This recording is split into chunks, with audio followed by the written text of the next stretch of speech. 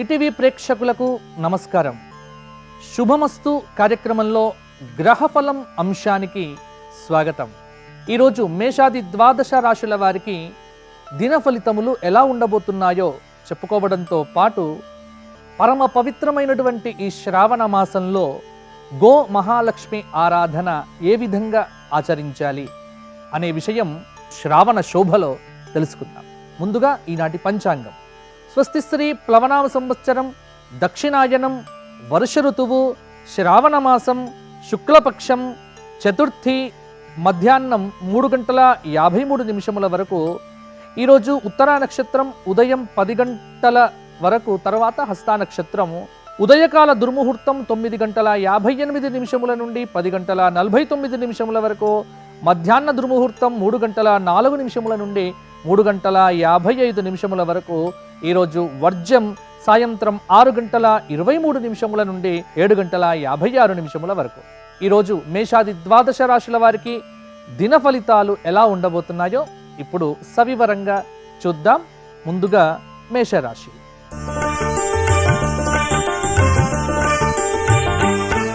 మేషరాశి వారికి ఈరోజు అనుకూలతలు ప్రతికూలతలు రెండు సరి సమానంగా ఉంటాయి. వృత్తి ఉద్యోగ వ్యాపార రంగాల్లో ఉన్నటువంటి వారికి ఒత్తిడులు అధికమవుతాయి.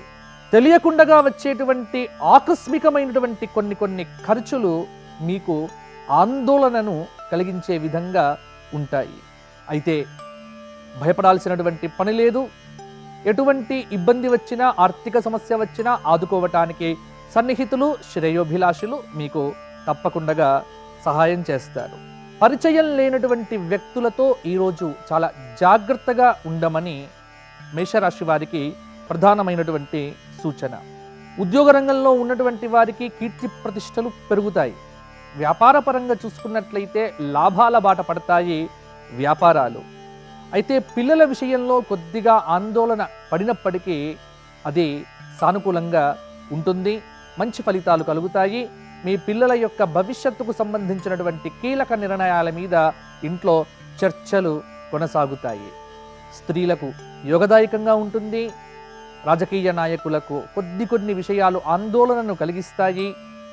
ఆరోగ్య విషయంలో కొద్దిగా జాగ్రత్తగా ఉంటే సరిపోతుంది. మరి మేషరాశి వారు ఈరోజు అశ్విని నక్షత్రం వారికి తారాబలం క్షేమతార, భరణి నక్షత్రం వారికి విపత్తు, కృత్తిక 1వ పాదం వారికి సంపత్తు. కాబట్టి అశ్విని నక్షత్ర జాతకులు కానీ, కృత్తికా నక్షత్ర జాతకులు కానీ కొత్త కార్యాలు ఆరంభం చేసుకోవటానికి వారికి తారాబలం అనేటువంటిది అనుకూలంగా ఉంది. మరి మేషరాశి వారు మరిన్ని ఉత్తమోత్తమైన ఫలితాలు పొందాలి అని అనుకుంటే ఈరోజు ఉదయము శివ సహస్రనామ స్తోత్ర పారాయణ శ్రవణం చేయండి. శివుడికి సాయంకాలం బిల్వదళం సమర్పణ చేయండి. శివాష్టకం పఠించండి. పరమశివానుగ్రహం పొందండి.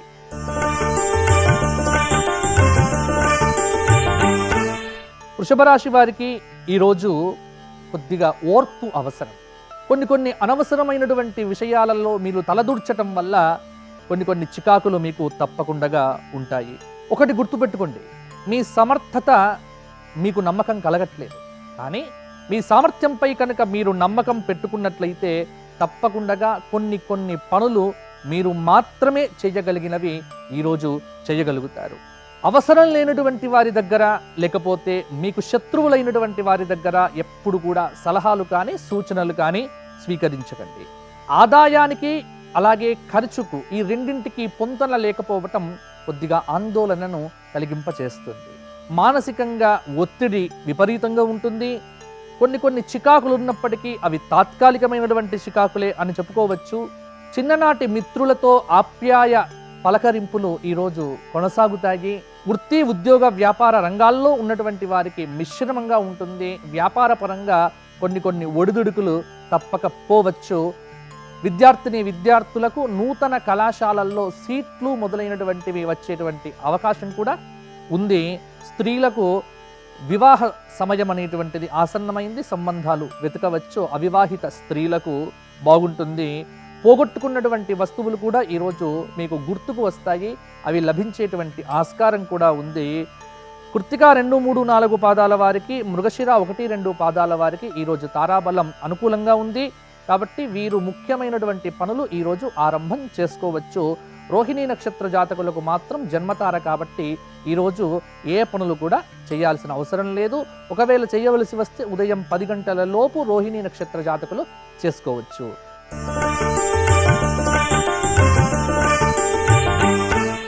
మిథున రాశి వారికి ఈరోజు విశేషమైనటువంటి శుభయోగ ప్రాప్తి కలగబోతోంది. కొన్ని వ్యవహారాల్లో మీకు తెలియకుండానే మీరు తప్పటడుగులు వేస్తారు. వాటిని సరిదిద్దుకునేటువంటి ప్రయత్నం చేయటంలో మరికొన్ని తప్పులు చేసే ఆస్కారం కూడా ఉంది కాబట్టి చాలా జాగ్రత్తగా ఉండమని మిథున రాశి వారికి ఈరోజు సూచన. అలాగే ఆదాయానికి తగినట్టుగానే ఈరోజు ఖర్చులుంటాయి. మీ అంచనాలు ఏవైతే ఉన్నాయో ఆ అంచనాలు అనేటువంటివి ఫలించకపోవచ్చు. పనుల్లో విపరీతమైనటువంటి ఒత్తిడి ఉండవచ్చు, శ్రమ విపరీతం కావచ్చు. ముఖ్యంగా చిన్న వ్యాపకాలతో మీ యొక్క సమయాన్ని చాలా వరకు నష్టం చేసుకుంటారో. పరిచయాలనేటువంటివి పెరుగుతాయి. ఆంతరంగిక విషయాలు ఏవైతే ఉన్నాయో ఎట్టి పరిస్థితుల్లో ఎవరికి చెప్పే ప్రయత్నం చేయకండి. ఉద్యోగస్తులకు సాధారణంగా ఉంటుంది. వ్యాపార పరంగా చూసుకున్నట్లయితే చిన్న ఒడిదుడుకులున్న లాభాల బాట పడతారు. విద్యార్థులకు క్షేమ సమాచారం ఈరోజు అందుతుంది. మొత్తానికి మిథున రాశి వారిలో మృగశిర నక్షత్ర జాతకులకు, ఆర్ద్ర నక్షత్ర జాతకులకు ఈరోజు తారాబలం పరమమిత్ర మిత్రతారలు కావటం చేత సునాయాసంగా శుభ కార్యక్రమాలను ఆరంభం చేసుకోవటానికి తారాబలం వీరికి బాగుంది. ఇక పునర్వసు నక్షత్ర జాతకులకు ఈరోజు నైధన తార కాబట్టి ఎట్టి పరిస్థితుల్లో 10 గంటల తరువాత వారు ఏ పనులు కూడా ఈరోజు మొదలు పెట్టవద్దు. ప్రయాణాలు చేయకపోవటమే మంచిది. ఇక మిథున రాశి వారు ఈరోజు విష్ణు సహస్రనామ స్తోత్ర పారాయణం చేయండి. సంధ్యాకాల సమయంలో మంచి ఫలితాలు పొందుతారు.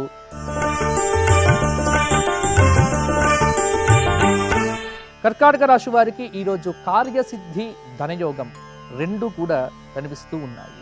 కొన్ని వ్యవహారాలు మీ చేతుల మీదుగా సాగటం, ఆ వ్యవహారముల యందు మీకు మంచి పేరు రావటం, అలాగే మీ సామర్థ్యం అనేటువంటిది 10 మందికి తెలియటం వల్ల తెలియకుండానే ఒక గర్వం అనేటువంటిది మీలో ఏర్పడుతుంది. అయితే ఎట్టి పరిస్థితుల్లో మీరు ఇతరులను నిందించడం కానీ, మీకు సంబంధం లేని విషయముల యందు తలదూర్చడం లాంటి పనులు మాత్రం ఈరోజు ఒక్కరోజు చెయ్యకండి. ఖర్చులు విపరీతంగా పెరుగుతాయి. వచ్చేటువంటి ఆదాయానికి మించినటువంటి ఖర్చులు ఉంటాయి. ఆప్తులకు సాయం అందించేటువంటి ప్రయత్నం కూడా చేస్తారు. వివాహ యత్నముల కోసం తీవ్రంగా ప్రయత్నం చేసేటువంటి వారికి ఫలిస్తాయి. ఇక నిరుద్యోగుల విషయానికి వచ్చినట్లయితే ఉద్యోగ ప్రయత్నాలకు చాలా మంచి సమయము అని చెప్పవచ్చు. బంధువుల రాకపోకలతో మీ గృహం అనేటువంటిది సందడిగా ఉండవచ్చు. మొత్తానికి కర్కాటక రాశి వారు ఈరోజు పునర్వసు నక్షత్ర జాతకులు ప్రయాణాలు చేయటానికి వీల్లేదు.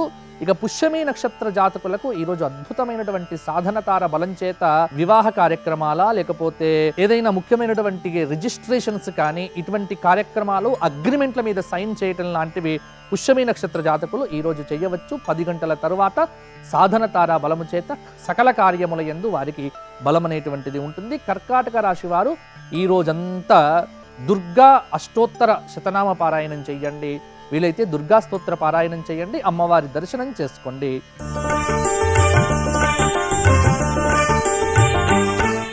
సింహరాశి వారికి ఈరోజు కలిసి వచ్చేటువంటి రోజు అని చెప్పవచ్చు. మీ మాట తీరు, మీ పనితీరు ఇతరులను అంటే శత్రువులను సైతం ఆకట్టుకునే విధంగా ఉంటాయి. సంపూర్ణమైనటువంటి గ్రహబలం యొక్క అదృష్టం వల్ల చాలా పనుల్లో విజయం అనేటువంటిది మీకే దక్కబోతూ ఉన్నది. వృత్తి, ఉద్యోగ, వ్యాపార రంగాల్లో ఉన్నటువంటి వారికి సానుకూలమైనటువంటి ఫలితాలు కనిపిస్తూ ఉన్నాయి. ముఖ్యంగా ఉద్యోగపరంగా చూసుకున్నట్లయితే ప్రమోషన్లకు, ఇంక్రిమెంట్లకు, కోరుకున్న చోటికి బదిలీలు జరగటానికి కూడా ఆస్కారం ఉంది. ప్రముఖులతో పరిచయాలు మంచి లాభాన్ని కలిగింపజేస్తాయి. కొన్ని పనులు మాత్రం వాయిదా వేసుకోవలసిన అవసరం ఉంది. ముఖ్యమైనటువంటి సమాచారాన్ని గోప్యంగా ఉంచుకోండి. రాజకీయ నాయకులకు అద్భుతమైనటువంటి యోగకాలము అని చెప్పవచ్చు. అలాగే ఆరోగ్య విషయంలో కొద్దిగా జాగ్రత్త తీసుకుంటే సరిపోతుంది. నిరుద్యోగులకు ఉద్యోగ అవకాశాలు మెరుగుపడతాయి.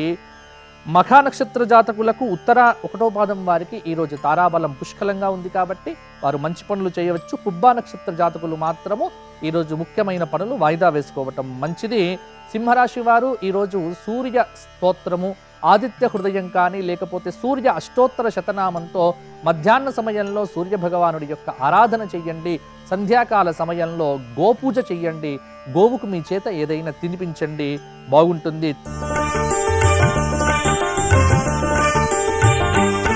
కన్యారాశి వారికి ఈరోజు విపరీతమైనటువంటి శ్రమ ఉంటుంది. అవిశ్రాంతంగా శ్రమిస్తూనే ఉంటారు. గృహంలో మీకు తెలియకుండానే ఒక స్తబ్దత పూర్వకమైనటువంటి వాతావరణం అనేటువంటిది నెలకొంటుంది. కొన్ని విషయాలలో అనాసక్తి ఏర్పడుతుంది, ఆసక్తిని కోల్పోతారు. మీ ఖర్చులు ఏవైతే ఉన్నాయో అవి అంచనాలను కూడా మించిపోవచ్చు. ఒక అవసరానికి ధనం అనేటువంటిది మీకు ఈరోజు తప్పకుండా అందుతుంది. శుభకార్యానికి హాజరవుతారు. అలాగే కొన్ని సమస్యలు ఉన్నప్పటికీ అవి తాత్కాలికమైనటువంటి సమస్యలే అని తెలుసుకోండి. వృత్తి, ఉద్యోగ, వ్యాపార రంగాల్లో ఉన్నటువంటి వారికి మంచి యోగదాయకమైనటువంటి ఫలితాలు ఈరోజు కనిపిస్తూ ఉన్నాయి. మాట పట్టింపు విషయంలో కొన్ని జాగ్రత్తలు తీసుకుంటే సరిపోతుంది. ఉత్తర 2, 3, 4 పాదాలు, చిత్త 1, 2 పాదాల వారికి పరమమిత్ర సంపత్తారల యొక్క బలం చేత సకల కార్య సిద్ధి. హస్త నక్షత్ర జాతకులకు జన్మతార కావటం చేత కొన్ని పనుల్లో తారాబలం లేకపోవటం వల్ల వాయిదా వేసుకోవచ్చు. కన్యారాశి వారు ఈరోజు సంధ్యాకాల సమయంలో గణపతి అష్టోత్తరం కానీ గణపతి సహస్రనామ స్తోత్ర పారాయణం చేయండి, మంచి ఫలితాలు కలుగుతాయి. తులారాశి వారికి ఈరోజు కొన్ని వ్యవహారాల్లో అనుకూలత ఏర్పడుతూ ఉన్నది. సముచితమైనటువంటి నిర్ణయాలు తీసుకుంటారు. కొన్ని ఆలోచనల్లో మార్పులు వస్తాయి. ముఖ్యంగా రుణాలు మాత్రం ఈరోజు చెయ్యకండి. రుణం కనుక చేసినట్లయితే అది తీరకపోవచ్చు. కొన్ని వ్యవహారముల యందు ఆందోళన అనేటువంటిది తప్పక పోవచ్చు. ఎవరిని నిందించవద్దు. విలువైనటువంటి వస్తువులు పోగొట్టుకునే ఆస్కారం కూడా ఉంది కాబట్టి జాగ్రత్తగా ఉండండి. ఉద్యోగ వ్యాపార రంగాల్లో ఉన్నటువంటి వారికి మిశ్రమమైనటువంటి ఫలితాలు కలుగుతాయి. పిల్లల ఉన్నత చదువుకు సంబంధించినటువంటి నిర్ణయాలు ఈరోజు తప్పకుండా తీసుకోవటానికి ఆస్కారము ఉంది. చిత్తా నక్షత్రం 3, 4 పాదాల వారికి, స్వాతి నక్షత్ర జాతకులకు ఈరోజు ఏ పనైనా సరే ఆరంభం చేసుకోవటానికి తారాబలం ఉంది. విశాఖ నక్షత్ర జాతకులు మాత్రం ఈరోజు నైధన తార కాబట్టి ప్రయాణాలు కానీ ముఖ్య వ్యవహారాలు కానీ పెట్టుకోకపోవటం చాలా వరకు వీరికి క్షేమంగా ఉంటుంది. తులారాశి వారు ఈరోజు వెంకటేశ్వర సహస్రనామ స్తోత్రమును సంధ్యాకాలంలో శ్రవణం చేయండి, చాలా అద్భుతమైనటువంటి ఫలితాలు కలుగుతాయి.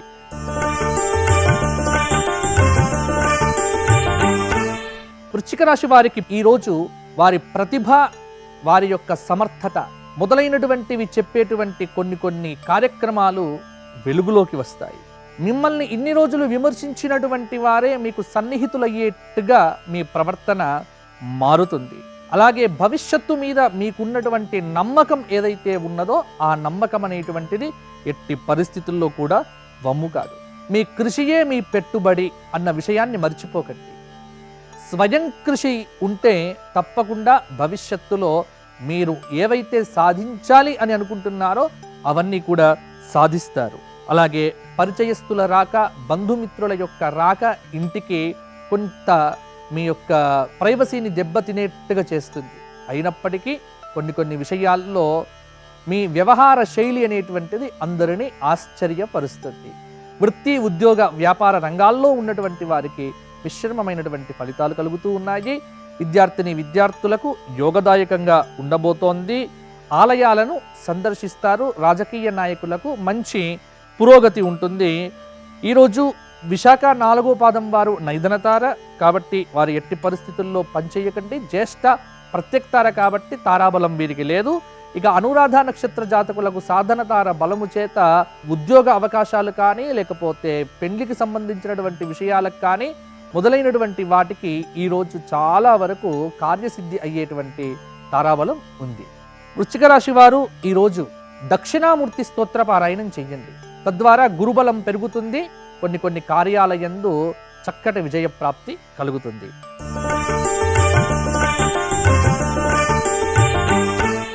ధనుస్సు రాశి వారికి ఈరోజు ఖర్చులు విపరీతంగా పెరుగుతాయి. అయితే ఆదాయం కూడా దానికి సరిపోయినట్టుగానే ఉంటుంది. సంప్రదింపులకు అలాగే అగ్రిమెంట్లు చేయటానికి, పెళ్లి సంబంధాలు చూడటానికి ఈరోజు చాలా వరకు అనుకూలమైనటువంటి సమయము అని చెప్పవచ్చు. ప్రముఖుల పరిచయం అనేటువంటిది మీకు కొండంత అండగా ఉపయోగపడుతుంది. ఉద్యోగ రంగంలో ఉన్నటువంటి వారికి అదనపు బాధ్యతలతో కొన్ని చికాకులు పెరుగుతాయి. వ్యాపార పరంగా చూసుకున్నట్లయితే అద్భుతమైనటువంటి యోగ సమయం ఆసన్నమైంది. అలాగే గుట్టుగా అంటే ఏదైనా సరే పని చెయ్యాలి అన్నప్పుడు కొద్దిగా రహస్యంగా పనులు చేయటం అనేటువంటిది మీకు ఈరోజు చాలా వరకు మంచి సలహా అని చెప్పవచ్చు. అవివాహిత స్త్రీలకు వివాహ సంబంధమైనటువంటి ప్రయత్నాలు సిద్ధిస్తాయి. విద్యార్థులకు యోగదాయకమైనటువంటి ఫలితాలు ఈరోజు సంప్రాప్తిస్తాయి. ఏదైనా అనుభవజ్ఞుల యొక్క సలహాలు తీసుకోవటం ద్వారా మరిన్ని మంచి ఫలితాలు పొందుతారు. మూలా నక్షత్ర జాతకులు ఉత్తరాషాఢ 1వ పాదం వారికి ఈరోజు తారాబలం బాగుంది. అలాగే పూర్వాషాఢ నక్షత్ర జాతకులు మాత్రము విపత్తార చేత కొన్ని పనులు చేయటానికి వారికి వీల్లేదు. ధనుస్సు రాశి వారు ఈరోజు దత్తాత్రేయ ఘోర కష్టోద్ధరణ స్తోత్రపారాయణము, అదేవిధంగా దత్తాత్రేయ అష్టోత్తర నామంతో సాయంకాల సంధ్యా సమయంలో దత్తాత్రేయ భగవాను పూజించడం ద్వారా మరిన్ని ఉత్తమోత్తమైన ఫలితాలు పొందుతారు.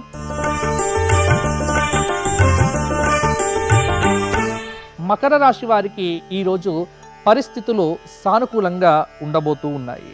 కొన్ని విషయాల్లో మీ శ్రమ అవిశ్రాంతంగా ఉంటుంది. అవకాశాలు అనేటువంటివి మీకు చాలా వరకు మెరుగుపడతాయి. ఖర్చులు చిన్నగా ఉన్నప్పటికీ ఆదాయం అనేటువంటిది పర్వాలేదన్నట్టుగా ఉంటుంది. అలాగే పనులు వేగంగా చేస్తారు. ఉల్లాసంగా ఉత్సాహంగా కాలం గడుపుతారు. వృత్తి ఉద్యోగ రంగాల్లో ఉన్నటువంటి వారికి మంచి సమయము. వ్యాపార పరంగా చూసుకున్నట్లయితే కొంత ఒడిదుడుకులు ఉన్నప్పటికీ ఈరోజు కొన్ని ముఖ్యమైనటువంటి నిర్ణయాలు తీసుకోవటానికి చాలా వరకు అనుకూలంగా ఉంది. ఆరోగ్యపరంగా కూడా ఈరోజు బాగుంటుంది, స్థిరంగా ఉంటుంది. అనవసరమైనటువంటి ఆందోళనలు తగ్గించుకుంటే ఈరోజు అద్భుతంగా ఉంటుంది. మకర రాశి వారికి అవివాహితులకు వివాహ సిద్ధి, నిరుద్యోగులకు ఉద్యోగ సమయం ఆసన్నమైంది అని చెప్పవచ్చు.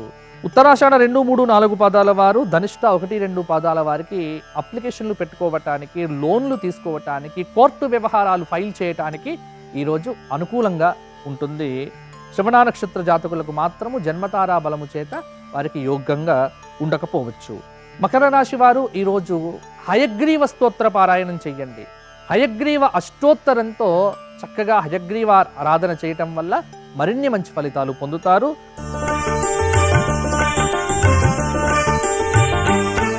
కుంభరాశి వారికి కొన్ని సమస్యలకు సంబంధించినటువంటి పరిష్కారాలు దొరుకుతాయి. తద్వారా మీలో విజయ గర్వం అనేటువంటిది పెరగవచ్చు. చాలా రోజుల తర్వాత మనస్సు కుదుట పడేటువంటి రోజు ఈ రోజు అని చెప్పవచ్చు. పరిస్థితులు సానుకూలంగా ఉంటాయి. అవివాహితులు వివాహానికి సంబంధించినటువంటి ప్రయత్నాలు చురుగ్గా చేస్తారు. ఆప్తులతో ఉల్లాసంగా ఉత్సాహంగా గడుపుతారు. ఎట్టి పరిస్థితుల్లో కూడా మీ విషయంలో కానీ మీరు ఇతరుల విషయంలో కానీ జోక్యం చేసుకోకపోవడమే ఈ రోజంతా కూడా అనుకూలంగా ఉంటుంది. అలాగే కొన్ని పోయినటువంటి వస్తువులు మరల మీకు జ్ఞప్తికి వస్తాయి. వాటిని కాపాడుకునే ప్రయత్నం కూడా ఆరంభం చేస్తారు. కుంభరాశి వారిలో ధనిష్ట 3, 4 పాదాల వారికి, అలాగే శతభిష నక్షత్రం జాతకులకు ఈరోజు మిత్రతార, పరమమిత్రతార బలము చేత సంపూర్ణమైనటువంటి కార్యసిద్ధి ఉంటుంది. ఏదైనా పని మొదలు పెడితే పూర్వభద్ర నక్షత్ర జాతకులకు మాత్రం ప్రయాణాలు చేయకండి. దూర ప్రయాణాలు ఉంటే వాయిదా వేసుకోండి. వాహనాల మీద వెళ్ళేటప్పుడు మరిన్ని జాగ్రత్తలు తీసుకోండి.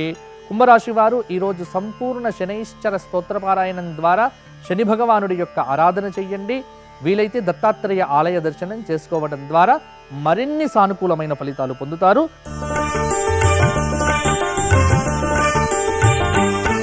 మీనరాశి వారికి ఈరోజు పని ఎక్కువ, ప్రయోజనం తక్కువ. విపరీతమైనటువంటి నరదృష్టి చేత అనారోగ్యానికి దగ్గరలో ఉంటారు.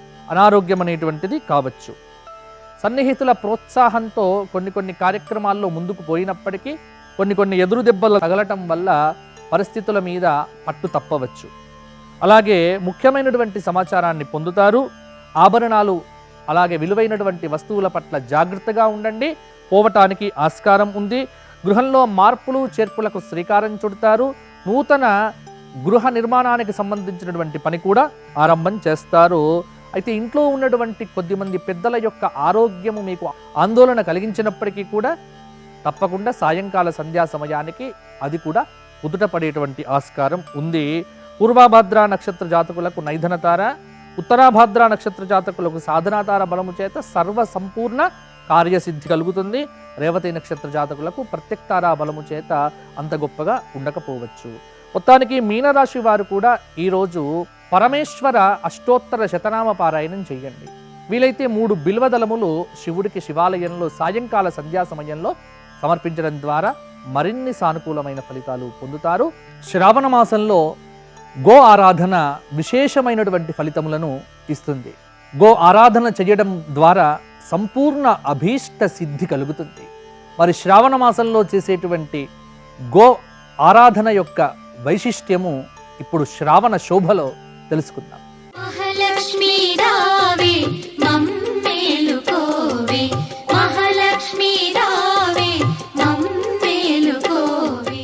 శ్రావణ మాసం ఆధ్యాత్మిక సాధనకు దైవారాధనకు ఎంతో ప్రశస్తమైనది. ప్రధానంగా శ్రావణ మాసంలో నిర్వహించే గోపూజ విశేష ఫలదాయకం. వీలైతే ప్రతినిత్యం గోమహాలక్ష్మికి బియ్యం, తవుడు, ఆకుకూరలు, కూరగాయలు, అలాగే కొన్ని మంచి ఆహార పదార్థాల్ని సమర్పణం చెయ్యాలి. గోవుకు పసుపు కుంకుమలు పుష్పములతో అలంకరించి ఆవు దూడల్ని ఏకకాలంలో గో అష్టోత్తర సమన్వితంగా పూజించాలి.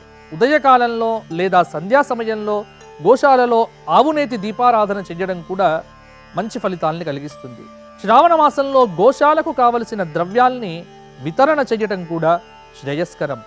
ఒకే గోవుకు అత్యధికంగా ఆహారాన్ని తినిపించకుండా గోశాలకు ఆహార పదార్థాలని సేకరించి ఇవ్వడం వల్ల అన్ని గోవులకు సమృద్ధిగా ఆహారం అందుతుంది. గోవును శ్రావణ మాసంలో పూజించడం వల్ల మానసిక ఆందోళన దూరమై ప్రశాంత భావనలు కలుగుతాయి.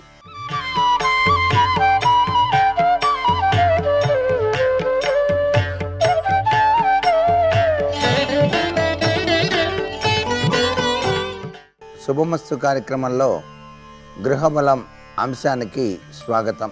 శ్రావణ మాసంలో శుద్ధ చవితి ఉన్నటువంటి ఈ సుదినాన ప్రతి ఒక్కరూ కూడాను స్కందుని ఆరాధన చేసినట్లయితే కాలసర్పదోష ప్రభావం అనేక రీతుల్లో సంభవించేటువంటి విపత్కర పరిస్థితుల నుంచి బయలుపడటానికి ఆస్కారం ఎక్కువగా ఉంటుంది.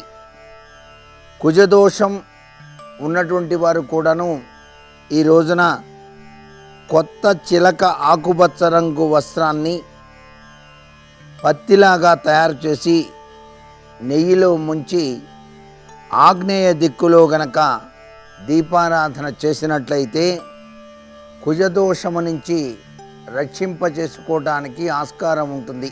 కుమారస్వామి వారిని మారేడు దళాలతో పూజ చేస్తూ శరవణ భవ అనేటువంటి నామాన్ని గనక ఈ రోజున గనక జపించినట్లయితే ఆర్థిక ఇబ్బందుల నుంచి సులభంగా బయటపడడానికి ఆస్కారం ఉంది. స్వామికి మందారు పూలతో పూజ చేస్తూ ఓం స్కంధాయ నమః అని గనక జపం చేసినట్లయితే అంతఃశత్రువుల యొక్క బాధ నుంచి బయటపడతారు. పిల్లల ప్రేమలకు దూరమై ఉన్నటువంటి వారు ఎవరైనా సరే ఈ రోజున వారి యొక్క అనురాగం, ఆప్యాయత ఇవన్నీ కూడాను సాధించుకోవటానికి గులాబీ పూలమాలను సుబ్రహ్మణ్యేశ్వర స్వామి వారికి సమర్పించటం చాలా విశేషకరమైనటువంటి లక్షణంగా శాస్త్రాలు తెలియజేస్తున్నాయి. నాగదోషం ఉన్నటువంటి వారు ఈ రోజున తప్పనిసరిగా పుట్ట దగ్గరకు వెళ్ళి పాలు పోసి ఆవు పాలతో పాటుగా సలిమిడి నైవేద్యంగా సమర్పించినట్లయితే నాగదోష ప్రభావం నుంచి బయలుపడటానికి ఆస్కారం ఉన్నది. అంతేకాకుండా ఈ రోజున గృహంలోనే వెండి పడిగ ఉంచుకొని ఆ పడిగతో పాటుగా శివలింగాన్ని కూడాను ఉంచి శివాభిషేకం చేసినట్లయితే తప్పనిసరిగా నాగదోష ప్రభావం నుంచి బయల్పడి విశిష్టకరమైనటువంటి అభివృద్ధిలోకి ఆ కుటుంబంలోని వారంతా కూడాను రావటానికి ఆస్కారం అత్యధికంగా ఉంటుంది. ఈ రోజున నాగుల ఆరాధన చేయటం సర్వవిధ శ్రేయోదాయకవంతమైన ప్రభావంగా చెప్పారు కాబట్టి ఎరుపు రంగు కలిగినటువంటి వస్త్రాన్ని బ్రహ్మచారి తత్వంలో ఉండేటువంటి వారికి గనక ఇచ్చినట్లయితే సుబ్రహ్మణ్యేశ్వర స్వామి వారికి సమర్పించినట్టుగా భావించినట్లయితే చాలా చక్కటి యోగప్రదమైనటువంటి ప్రభావం వచ్చి తీరుతుంది. శ్రావణ గురువారం నాడు లక్ష్మీదేవిని కూడాను వివిధ రకాలైనటువంటి జాజి పూలతో కానీ, సంపెంగ పూలతో కానీ, పద్మపుష్పాలతో కానీ పూజించాలి. ఆమె పద్మప్రియ కాబట్టి ఈ శ్రావణ మాసం అంతా కూడాను ప్రతినిత్యం కూడాను పద్మపుష్పాలతో గనక అలంకరణ చేసిన, అష్టోత్తర శతనామావళిని పఠించిన సర్వ విధములైనటువంటి సంపత్తులు లభ్యపడతాయి సుమా అంటోంది శాస్త్రం. ఇంతటి మహోన్నతమైనటువంటి సుదినాన ప్రతినిత్యం కూడాను గురుతత్వంలో విరాజిల్లేటువంటి దక్షిణామూర్తి స్వామి వారిని కూడాను అర్చించాల్సినటువంటి పరిస్థితి. దక్షిణామూర్తి స్వామిని గనక ఈ రోజున చక్కగా ఎవరైతే ప్రార్థిస్తారో పిల్లల చదువులలో అభివృద్ధికరమైనటువంటి ప్రభావాలు పొడసూపుతాయి. ఇంటిలో చదువుకునేటువంటి పిల్లల గదిలో దక్షిణామూర్తి స్వామి వారి యొక్క చిత్రపటాన్ని ఉంచి నిత్యం కూడాను సుగంధభరితమైనటువంటి సాంబ్రాణి కడ్డీలను గనక వెలిగించిన చాలా చక్కటి యోగవంతమైన ప్రభావంతో ఆ పిల్లలు విద్యలో రాణించడానికి ఆస్కారం మెండుగా ఉంటుంది. సంతానేచ్ఛ విషయంలో కూడాను ఈ యొక్క నాగారాధన చక్కగా సహకరిస్తుంది. కాబట్టి దేవాలయానికి వెళ్ళి జంట నాగులు ఉన్నటువంటి విగ్రహాల వద్ద ఆవు పాలు చక్కగా సమర్పించి, చలిమిడిని గనక ప్రసాదంగా సమర్పించి, ఆ చలిమిడిని నైవేద్యంగా సమర్పించినది 10 మందికి గనక పంచినట్లయితే సంతాన విషయంలో ఉండేటువంటి కోరికలన్నీ కూడాను నెరవేరటానికి ఆస్కారం అత్యధికంగా ఉంటుంది.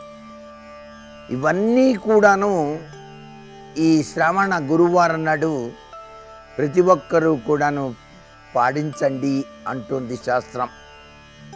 మరికొన్ని ముఖ్య విషయాలు రేపటి శుభమస్తు కార్యక్రమంలోని గృహబల అంశంలో తెలుసుకుందామా? మరి సర్వే జన సుఖినో భవంతు.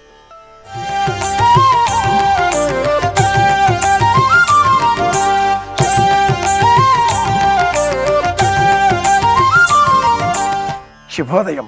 శుభమస్తు కార్యక్రమంలో శ్రావణ విజయోస్తు అనే అంశానికి స్వాగతం. శ్రావణ మాసంలో శుక్లపక్షంలో వచ్చేటటువంటి చవితికి నాగుల చతుర్థి అని పేరు. అలా మనం సంబోధిస్తూ ఉంటాం.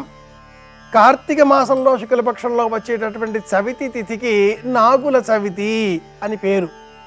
అలా మనం వ్యవహారంలో సంబోధన చేస్తూ ఉంటాం.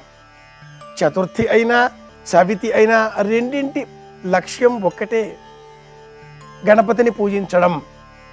అలాగే గణపతి యజ్ఞోపవీతంగా ధరించినది ఒక సర్పం, గణపతి ఉదరానికి బంధించబడినటువంటిది ఒక సర్పం, గణపతి చేతిలో ఆభరణంగా, అలంకారంగా, ఆయుధంగా కూడా, కాలానికి ప్రతీకాత్మకంగా ఉండేది కూడా అయిన స్వరూపం సర్పం. సర్పం అంటే కదిలేది అని అర్థం. సర్పం అంటే మనలో ఉండే జ్ఞానానికి ప్రతీక. జీవితంలో విజయం పొందాలి అంటే మనమేంటో తెలుసుకోవాలి. ఆ తెలుసుకునే ప్రయత్నంలో సర్పాలను ఆరాధించాలి. సర్పాలను అనాదిగా ఆరాధించేటటువంటి సంస్కారం తెలుగువారిదే. కనుక ప్రత్యేకంగా ఈ రోజున జొన్నలు, గోధుమలు, వీటితో చేసిన పేలాలను, వరి పేలాలను, జొన్న పేలాలను సేకరించి ఆ పేలాలను పుట్టలు పాములు నివసించేటటువంటి చోట కాసిన్ని విరజిమ్మితే మనకు శోభాయమానంగా ఉంటుంది, ఆర్థికంగా బలపడతాం, అలాగే కుటుంబ వృద్ధి కలుగుతుంది. నిజానికి సర్పాలు ఈ పేలాలను తింటాయా అని ఆధునికులు ప్రశ్నిస్తారు. సర్పాలు పాలను కూడా తాగవు కదా అని కూడా ప్రశ్నిస్తూ ఉంటారు. పుట్టలో పాలు పోయడం అన్నది సంప్రదాయం చెప్పే మార్గంలో ఉండే రహస్యం ఏమిటి అంటే, వ్యవసాయానికి యోగ్యమైనటువంటి తరుణంలో వర్ష ఋతువులో పొలాలలో ఉండేటటువంటి ఎలకలన్నీ కూడా ఒక చోటకి చేరాలి. సర్పాలని మన ఇండ్లను ఆశ్రయించకుండా ఆ క్షేత్రాలకు వెళ్ళాలి. అలా జీవకారుణ్య వ్యవస్థలో సమతౌల్య పరిస్థితులను అనుసరించి ఇలా ఆయా పుట్టలు ఉండేటటువంటి చోట పేలాలు విరజిమ్మితే కుటుంబానికి రక్షణ కలుగుతుంది. సర్పాలు అక్కడికి చేరతాయి. వాటి ఆహారంగా కూడా ఎలుకలు, ఒకటి మూషిక రాజ్యాలు కూడా అక్కడికి వెళతాయి. రైతు ఆనందిస్తాడు, పంటలు చక్కగా పండుతాయి, స్వీకరించినటువంటి ఆ కుటుంబం అంతా కూడా ఆనందంగా ఉంటుంది. ఇలా ఈ రెండింటినీ ఒకచోట చేసేటటువంటి ప్రయత్నం శ్రావణ శుద్ధ చతుర్థి తిథితో ప్రారంభమై నాగబలి అన్న పేరిట శ్రావణ పౌర్ణిమ నాడు పిల్లలకు రక్షలు కట్టడంతో పతాక స్థాయికి చేరి, కార్తీక శుద్ధ చవితి ఆ తిథి నాడు ఈ రక్షలను ముడి విప్పడంతో పూర్తి అవుతుంది. చాతుర్మాస్య వ్రత దీక్షలలో అంతర్భాగంగా సర్ప రక్ష కూడా ఇంట్లో ఉండే బాలబాలికలకు ఏర్పాటు చేసే నిమిత్తమే శ్రావణ చతుర్థి, కార్తీక చవితి. శ్రావణ చతుర్థికి నాగ చతుర్థి అని మనం పిలుచుకుంటాం. కార్తీక మాసంలో వచ్చే చతుర్థికి నాగుల చవితి అని పిలుచుకుంటాం. ఇది మొదలు, అది ప్రస్తావనకు కొనసాగింపుకు పూర్తి పాఠం అని చెప్పుకోవాలి. ఈ రెండింటి మధ్యన కూడా ఇంట్లో ఉండేటటువంటి వారికి, విద్యార్థులకు బాగా విజయం కలగాలి, చక్కటి మార్కులు రావాలి, జీవితంలో స్థిరపడాలి, మంచి ఉద్యోగాలు లభించాలి, ఆనందంగా అభివృద్ధి పథంలో ఇంట్లో ఉండేటటువంటి బాలబాలికలు, విద్యార్థులు అంతా కూడా ప్రయాణించాలి అంటే ఈ కాలమంతా కూడా ఇంట్లో ఉండేటటువంటి వారికి గురువారాలలో, మంగళవారాలలో ప్రత్యేకంగా జొన్న పేలాలు కానీ, జొన్న పిండితో చేసిన పదార్థాలను కానీ ఆహార పదార్థాలుగా అందించాలి.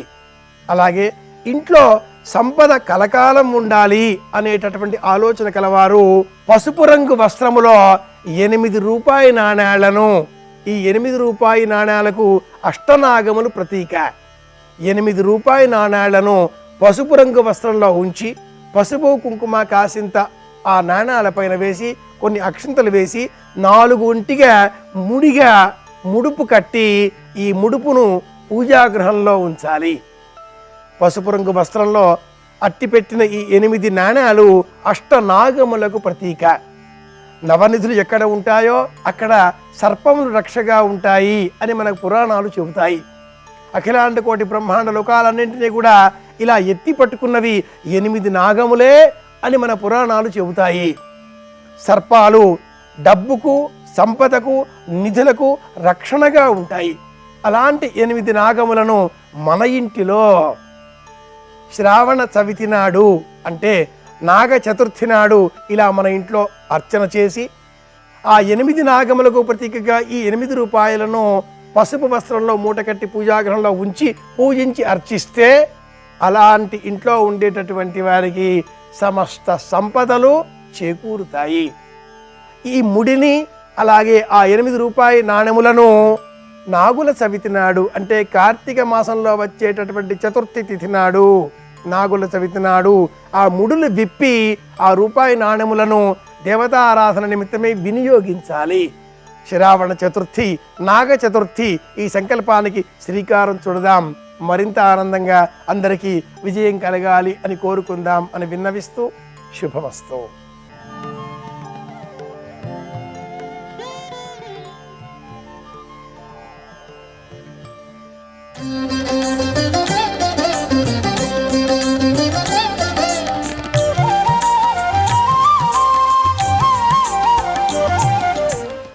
తనతో పట్టుకెళ్ళినది ఏముంది?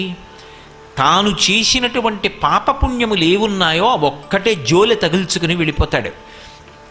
తనతో వచ్చింది అన్న మాటకు అర్థం ఏమిటంటే తనకి ఇక్కడ లక్ష్మీదేవి ఏది ఇచ్చిందో దాన్ని ఇతరులకు కూడా పంచి దానం చేసి అనుభవించిన వాడెవడో వాడు పుణ్యంగా మార్చుకున్నాడు.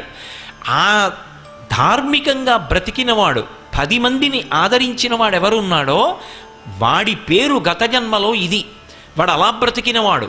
ఆ పేరు వినపడగానే ఆ తల్లి సంతోషిస్తుందట. ఇది మీరు జాగ్రత్తగా ఒక విషయం గమనించాలి. సనాతన ధర్మమునకు పునర్జన్మ సిద్ధాంతం ప్రాణం. పునర్జన్మ సిద్ధాంతం లేకపోతే సనాతన ధర్మమునకు వెన్నుపాము లేదు. ఈ జన్మలో ఈ లోపల ఉన్న జీవుడు ఏం చేస్తున్నాడో దాన్ని ఆ జీవుడే అనుభవిస్తాడు. ఇది ప్రాణప్రదం. నేను ఇవాళ ఈ శరీరంలో ఉన్నాను, మళ్ళీ ఇక శరీరంలోకి రాను అని రూఢంగా చెప్పడం అంత తేలికైన విషయం కాదు. ఈ శరీరంలోకి ఎలా వచ్చానో అలాగే ఈ శరీరం నుంచి నిష్క్రమించి ఇంకొక శరీరాన్ని పొందుతాను కొంతకాలం అయిపోయిన తర్వాత. అప్పుడు ఆ శరీరానికి కూడా సుఖదుఖాలు ఉంటాయి. ఆ శరీరానికి ఆకలి ఉంటుంది, దాహం ఉంటుంది, ఎక్కడో గూడు కావాలని ఉంటుంది, భయం లేకుండా బ్రతకాలని ఉంటుంది. అలా బ్రతకాలి అనుకున్నప్పుడు అవన్నీ నేను పొందాలి అంటే భగవంతుడు చూసేదేది అంటే ఈ జన్మలో నువ్వేం చేశావు, చేసినదేదో అది పునర్జన్మకు కారణం. ఈ జన్మలో చేసింది వచ్చే జన్మకి కారణం కాదు అని సిద్ధాంతీకరించాను అనుకోండి. అసలు నేను ఈ జన్మలో జాగ్రత్తగా ఉండవలసిన అవసరం ఎక్కడి నుంచి ఉంటుంది? దేని కొరకు? నేను ఏం చేసినా ఈశ్వరుడు పట్టించుకోడు, క్షమిస్తాడన్నాను అనుకోండి. అప్పుడు నాకు అసలు ధార్మికమైన జీవనమునందు అనురక్తి ఎందుకు కలుగుతుంది? అందుకే సనాతన ధర్మమునకు ప్రాణం ఎక్కడున్నది అంటే పునర్జన్మ సిద్ధాంతంలో ఉంది. నువ్వు చేసినవేవో అవి నువ్వే అనుభవించాలి, అందులో పంచుకోవడానికి ఎవరు రారు. అది నీ శరీరము ఖేదపడుతున్నా నువ్వు బాధపడుతున్నా అది పంచుకోవడానికి మాత్రం ఎవ్వరు ఉండరు, మళ్ళీ నువ్వే అనుభవించాలి. అన్నప్పుడు ఎంతకాలం ఉండిపోతావు ఈ శరీరంలో? ఉండవు. ఉంటే 80 ఏళ్ళు ఉంటావు, 90 ఏళ్ళు ఉంటావు, వదిలిపెట్టాలి. వదిలిపెట్టిన తర్వాత మరి జీవుడి గతి? అప్పుడు జీవుణ్ణి లెక్కలోకి తీసుకోవాలి. తీసుకుని వీడు బాగుండాలి. వీడు బాగుండాలంటే ఇక్కడ ఏదో చెయ్యాలి. మీరు నన్ను ప్రశ్న వేస్తారు, నాకు తెలుసు. అందరికీ అన్నీ చేయడానికి డబ్బు ఉంటుందా అండి? అందరూ ఇలా హరిహర క్షేత్రాలు కట్టగలరా? అందరూ ఇలా వేదికల నిర్మాణం చేయగలరా అని అడగచ్చు.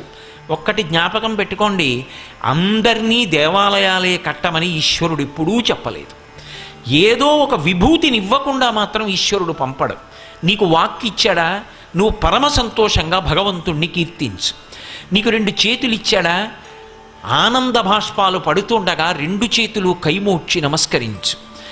నీకు శక్తినిచ్చాడా? ఒక వృద్ధుడి చెయ్యి పట్టుకొని దారి దాటించు. నీకు ఒంట్లో బలం ఇచ్చాడా? దేవాలయానికి వచ్చి పొద్దున్నే దేవాలయాన్ని తుడు. నీకు ఓపిక ఇచ్చాడా? ఈశ్వరుడు కట్టి విప్పిన బట్ట పట్టుకెళ్ళి ఉతికి ఆరేసి పట్టుకొచ్చి మళ్ళీ దేవాలయంలో అప్పగించు. నీకు ఒక పాట పాడడం వచ్చా? ఈశ్వరుడి దగ్గర కూర్చుని రాజోపచారంలో పాట పాడు. నీకు వాద్యం మ్రోగించడం వచ్చా? వాద్యం ఘోషయామి అన్నప్పుడు వాద్యం మ్రోగించు. నీకు ఇవేమీ కాదా? వచ్చి కూర్చుని జపం చెయ్యి. అన్నిటిలోకి దేవాలయానికి చెయ్యగలిగిన మహోపకారం ఏమిటో తెలుసా? నేను ఆ మాట చెప్తే మీరు తెల్లబోతారు. ఒక గుడికి చేసే మహోపకారం ఏమిటి అంటే గుడికి వెళ్ళడమే. ఎందుకో తెలుసా? ఎంత పెద్ద గుడి కట్టనివ్వండి, ఎంత శోభస్కరంగా కట్టనివ్వండి, చుట్టుపక్కల ఉన్న వాళ్ళు ఎవ్వరికీ గుడి మీద శ్రద్ధ లేదు, ఎవరూ గుడిలోకి రారు. అప్పుడు ఆ గుడి ప్రయోజనం ఏమిటి? అది అత్యంత ప్రమాదకరమైన సంకేతం. అమ్మ అన్నం వండి అక్కడ పెట్టింది, ఆకలి పిల్లవాడికి ఉంది, తినడు. ఇప్పుడు ఏమవ్వాలి? ప్రతిష్ఠ చేసి అనుగ్రహ కటాక్షాన్ని ఇవ్వడానికి ఈశ్వరుణ్ణి నిలబెట్టారు. దేవాలయాల్లో పరమేశ్వరుడు మన ఆర్తి తీర్చడానికి సిద్ధంగా ఉన్నాడు.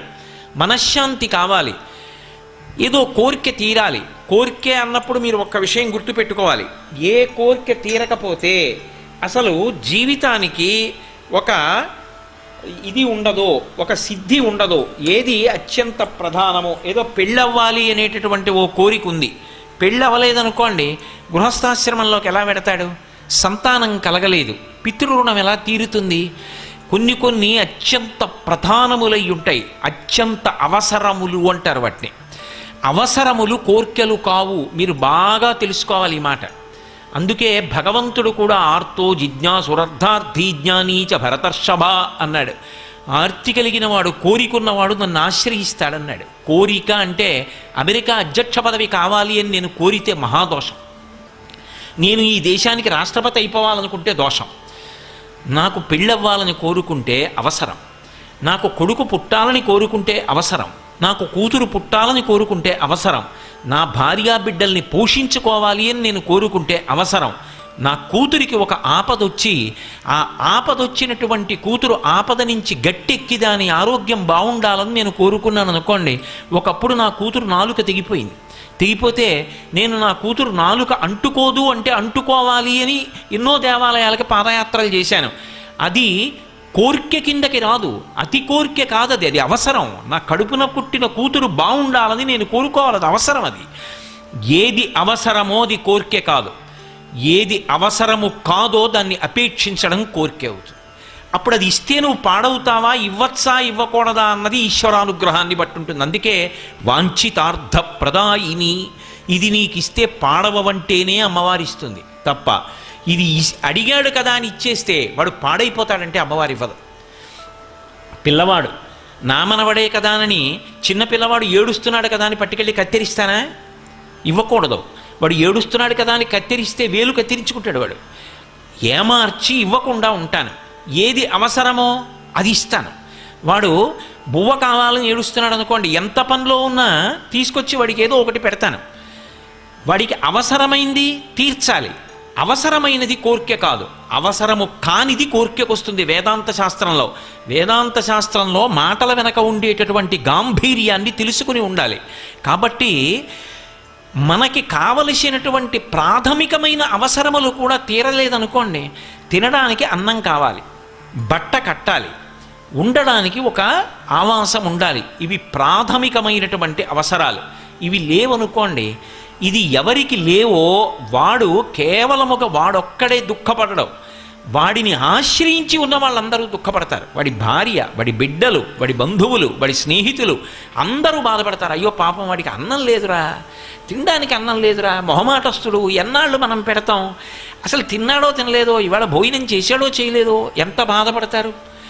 అది అమ్మవారు ఐశ్వర్యాన్ని ఇచ్చేటప్పుడు దేని కారణంగా ఇస్తుంది అంటే పరాశర భట్టర్లు అంటున్నారు, ఈ పునర్జన్మ సిద్ధాంతాన్ని ప్రాతిపదిక చేసి మాట్లాడుతున్నారు ఆయన. ఏదో కేవల శ్లోక రచన కాదు, మహాత్ములు చేసినటువంటి శ్లోకాలు పరమ ప్రామాణ్యములై ఉంటాయి. యద్భ్రూభంగా ప్రమాణం స్థిరచర రచన తారతమ్యే మురారే. ఒకడు మహదైశ్వర్యవంతుడయ్యాడు, ఒకడు నిరుపేద అయ్యాడు. సృష్టిలో ఈ భేదం ఎందుకు రావాలి? అమ్మవారు పరమకారుణ్యమూర్తి కదా, అందరికీ సమానంగా ఇవ్వచ్చు కదా అంటే అది ఆవిడ దోషం కాదు. ఇవ్వడానికి ఆవిడెప్పుడు సిద్ధమే. కానీ వీడికి ఇచ్చింది వీడెప్పుడూ 10 మంది కోసం ఉపయోగించింది లేదు. తనది తనకే మిగిలిపోవాలని కోరుకున్నాడు తప్ప, తాను ఏదైనా చేస్తే దానికి తనకు ప్రతిఫలం ఉండాలని కోరుకున్నాడు తప్ప, నాకు ఏమీ అక్కర్లేదు, నేను ఇది ఈశ్వర ప్రీతి కొరకు చేస్తున్నాను. అందుకే పుణ్యము అన్న మాటకు అర్థం ఏమిటంటే నాకు ఇది కావాలి అని నిజానికి అడగడం. దేనికి చేస్తున్నావు? బ్రహ్మప్రీతం అని ధారబోసె భువనం ఆశ్చర్యము పొందగా. దీని చేత పరమేశ్వరుడు సంతోషిస్తున్నాడు. ఈశ్వరుడు నాకు ఇది ఇచ్చాడు. ఈశ్వరుడు అనుగ్రహించి పాత్రత కలిగినటువంటి ఒక వ్యక్తిని కూడా చూపించాడు. ఒక వ్యక్తి ఉన్నాడు, పరమభక్తుడు. ఆయనకు ఆ పూట అన్నం ఏ కారణం చేతనో లభించలేదు, ఆయన లేనివాడు కాడు. కానీ అటువంటి వాడికి అన్నం పెట్టే అదృష్టం నీకు వచ్చింది. ఇప్పుడు అన్నం పెట్టి నువ్వు గొప్ప కాదు, ఈశ్వరుడు అంతటి మహాభక్తున్నొకడిని ఒక పూట నీ ఇంటికి పంపించాడు ఏదో కారణం అడ్డుపెట్టి. ఇప్పుడు ఆయన అన్నం తిన్నాడు. ఆ అన్నం తిన్న కారణం చేత అక్షయ ఫలితాన్ని ఇస్తాడు, తనని నమ్ముకుని బ్రతుకుతున్నవాడు. అటువంటి వాడికి పట్టెడన్నం పెట్టేటటువంటి అవకాశం కల్పించాడు. ఇప్పుడు ఈ పుణ్యం ఒక్కదాన్ని అడ్డు పెడతాడు, అడ్డు పెట్టి కోట్ల జన్మలు కాపాడేస్తాడు. సౌభాగ్య లక్ష్మీ రావమ్మ అమ్మా, సౌభాగ్య లక్ష్మీ రావమ్మ.